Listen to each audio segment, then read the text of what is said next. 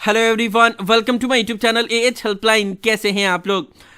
इस वीडियो में हम लोग बात करेंगे कि इग्नू के किसी भी एग्जाम में अगर आप फेल हो जाते हो तो आपको क्या करना पड़ेगा, एंड कुछ टिप्स भी मैं आप लोग के साथ शेयर करना चाहूँगा, जिसको करने के बाद से देयर इज अ पॉसिबिलिटी कि आपके मार्क्स इंक्रीज हो सकते हैं एंड जो आप फेल हो गए हो वो पास में भी कन्वर्ट हो सकता है। तो आप लोग वीडियो को ध्यान से देखिएगा। एएच हेल्पलाइन चैनल पर फर्स्ट टाइम आया तो आप लोग चैनल को जरूर सब्सक्राइब कर लीजिएगा। और देखो, ये वो सब स्टूडेंट के लिए ही ज़्यादा इंपॉर्टेंट है जो पहली बार इग्नू में एग्जाम दिए हुए हैं, क्योंकि इससे पहले जितने भी स्टूडेंट ने एग्जाम दिया होगा तो पता होगा उनको कि ये सारी चीज़ें भी होती है। तो पहले आप लोग ये जान लो कि इग्नू में बहुत सारे स्टूडेंट फेल होते हैं एंड बहुत बार वो अपने उन्होंने एग्जाम सही से नहीं दिया होगा इसलिए फेल होते हैं, एंड बहुत बार उन्होंने एग्जाम अच्छा से दिया है लेकिन पेपर चेकिंग गलत तरीके से होता है तभी फेल होते हैं स्टूडेंट। एंड बहुत बार इग्नू की तरफ से भी बहुत सारी मिस्टेक होती है जिसकी वजह से स्टूडेंट फेल होते हैं। तो आप लोग को पता होना चाहिए कि क्या क्या प्रॉब्लम होता है। आपके फेल होने के वजह में भी आप नहीं हो, इग्नू के इवेल्युएटेड भी हो सकते हैं। ठीक है, तो सिंपली ये समझो कि अगर आप फेल हो गए तो आपके पास दो ऑप्शन है, या तो आप पेपर को रीचेक करवाओ और या फिर आप दोबारा एग्जाम दे सकते हो। तो अगर आप मान लो अभी फेल हो गए, अभी जो दिसंबर 2024 का एग्जाम हुआ उसमें अगर फेल हो गए तो इग्नू के पास इग्नू के स्टूडेंट के पास ये ऑप्शन रहता है कि वो जस्ट 6 मंथ बाद जो एग्जाम कंडक्ट करवाया जाएगा उसमें अपेयर कर सकते हैं। यानी कि दिसंबर 2024 का रिजल्ट डिक्लेयर हुआ, इसमें अगर आप फेल हो गए तो जून 2025 का जो एग्जाम होगा उसमें आप वो पेपर को दे के क्लियर कर सकते हैं। उसके लिए बस आपको एग्जाम फॉर्म दोबारा से फिलअप करना होगा एंड फीस पेमेंट करना होगा। तो ये सबसे सिंपल तरीका है कि आप फेल हो गए, दोबारा एग्जाम दो 6 मंथ बाद एंड उसके बाद से अपना पेपर को क्लियर कर लो। क्योंकि काफी स्टूडेंट को लगता है कि अगर मैंने दिसंबर में एग्जाम दिया, दिसंबर में फेल हुए तो फिर नेक्स्ट दिसंबर में ही एग्जाम दे पाएंगे, लेकिन ऐसा नहीं है। इग्नू में हर 6 मंथ बाद आप एग्जाम दे सकते हैं। जून में फेल हो गए तो फिर दिसंबर में दे सकते हैं, फिर दिसंबर में फेल हुए फिर जून में दे सकते हैं। जब तक आपका रजिस्ट्रेशन वैलिड है तब तक आप कोई एक पेपर को मल्टीपल टाइम दे सकते हैं, जब तक आप पास नहीं होते हैं तब तक। तो ये रहा एक सिनेरियो। नाउ जो दूसरा ऑप्शन है वो ये है कि आप अपने पेपर का रीचेक करवा सकते हैं, साथ ही साथ जो रिजल्ट आपका डिक्लेयर हुआ है उसका फोटोकॉपी ऑफ आंसर शीट भी मंगवा के चेक कर सकते हैं कि आपका पेपर चेकिंग कैसे हुआ है। नाउ यहाँ पे जो इंपॉर्टेंट एडवाइस है वो मैं आप लोग को देना चाहूँगा कि जो भी स्टूडेंट अगर फेल हो गए हैं एंड उनको लगता है कि उनका एग्ज़ाम अच्छा गया था लेकिन मार्क्स खराब आए हैं, तो वो लोग अगर रीचेकिंग के लिए अप्लाई करेंगे तो साथ ही साथ फोटोकॉपी ऑफ आंसर शीट के लिए जरूर अप्लाई करना।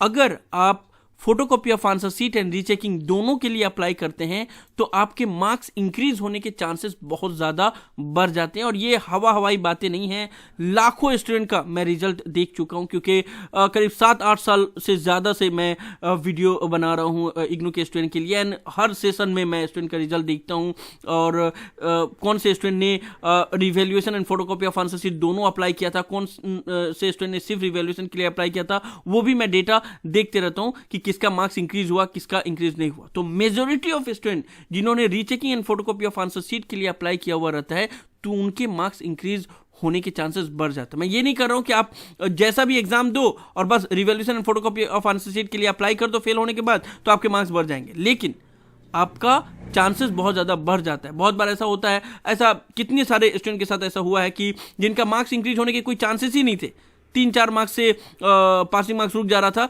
लेकिन दोनों के लिए उन्होंने अप्लाई किया, मार्क्स इंक्रीज हो गए। बहुत से स्टूडेंट के मार्क्स इंक्रीज होने के कोई भी चांसेस नहीं रहते थे, तब भी उनके मार्क्स इंक्रीज हुए हैं, इससे पास में भी हुए हैं एंड आगे भी होते आ रहे हैं। उसका वजह एक ये है कि देयर इज अ पॉसिबिलिटी कि ऐसा हो सकता है कि अगर आप फोटोकॉपी ऑफ आंसर शीट के लिए अप्लाई करोगे ना तो आपका जो पेपर रीचेक करने के लिए जाया जाएगा तो उसके ऊपर ही लिखा रहता है फोटोकॉपी प्लस रिवैल्यूएशन। तो जो इवेल्युएटर के पास दोबारा जब पेपर रीचेक करने के लिए जाता है तो उनको पहले ही पता रहता है कि स्टूडेंट ने फोटोकॉपी के लिए भी अप्लाई किया हुआ है, यानी कि जो पेपर का रिजल्ट डिक्लेयर हो गया है उसका कॉपी उसके पास है एंड वो खुद से भी उसको चेक कर सकता है कि कहाँ पे मैंने सही लिखा है एंड कहाँ पे कम मार्क्स मिला हुआ है। तो अगर मान लो रीचेकिंग करने के बाद से उनका मार्क्स कम आया जबकि मार्क्स ज़्यादा आना चाहिए था तो वो कोर्ट में केस कर सकता है एंड जो इवेल्युएटर दोबारा रीचेक करेगा तो उसका जॉब जा सकता है।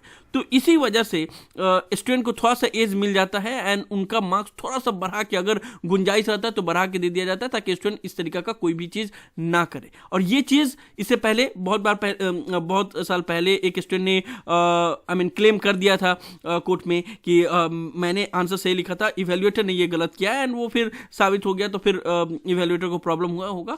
तो इसी वजह से ये चांसेस बढ़ जाते हैं कि अगर आप रीचेकिंग के साथ साथ फोटोकॉपी ऑफ आंसर शीट भी अप्लाई करोगे तो आपके मार्क्स इंक्रीज होने के चांसेस बढ़ जाते हैं। एंड जो भी स्टूडेंट अप्लाई करेंगे तो आप लोग rechecking and photocopy of answer sheet दोनों के लिए अप्लाई करना।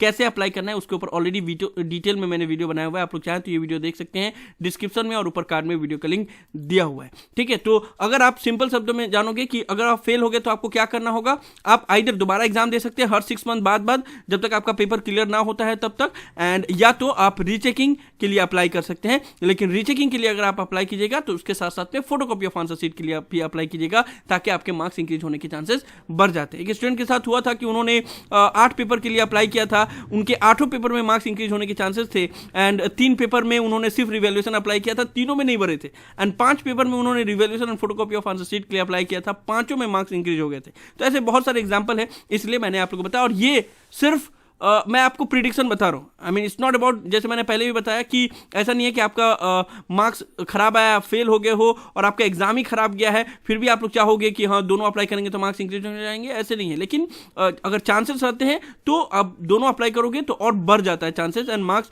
इंक्रीज होते हैं एंड होते आ रहे हैं, एंड आप लोग भी अप्लाई कर सकते हो। ठीक है ना, तो यही सब इस वीडियो में जो भी स्टूडेंट पहली बार इग्नू में एग्जाम दिए हैं, बहुत से स्टूडेंट इस बार फेल हुए हैं, एंड उसके बाद से उनको आगे क्या करना होता है उसी के बारे में मैं आप लोग को इन्फॉर्मेशन दे रहा था।